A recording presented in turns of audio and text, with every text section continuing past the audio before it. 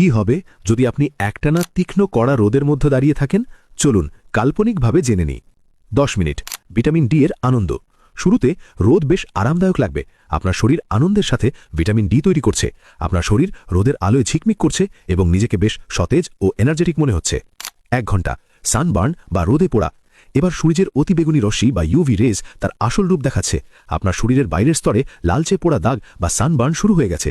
শরীর নিজেকে ঠান্ডা রাখতে প্রচুর ঘাম ঝরাচ্ছে, ফলে আপনার প্রচণ্ড তৃষ্ণা পাচ্ছে। 3 ঘন্টা চরম পানিশূন্যতা ও ফোস্কা। অবস্থা এখন ভয়াবহ। আপনার ত্বকের ওপর গরম ফোস্কা পড়তে শুরু করেছে। শরীরের সব পানি শুকিয়ে আপনি আক্ষরিক অর্থেই পানি শূন্য বা ডিহাইড্রেটেড হয়ে গেছেন। ভেতরের অঙ্গপ্রত্যঙ্গগুলো পানির অভাবে সংকুচিত হতে শুরু করেছে। 5 ঘন্টা মাথা ঘোরা ও হিট এক্সহশন।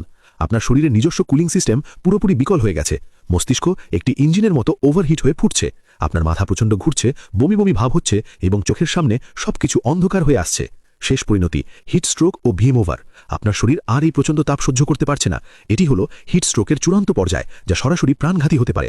আপনার ইঞ্জিন পুরোপুরি সিজ করে আপনি মাটিতে লুটিয়ে পড়লেন। তাই কড়া রোদে বেরোলে ছাতা, সানগ্লাস এবং পর্যাপ্ত পানি সাথে রাখুন। আর হ্যাঁ, সানস্ক্রিন মাখতে ভুলবেন না।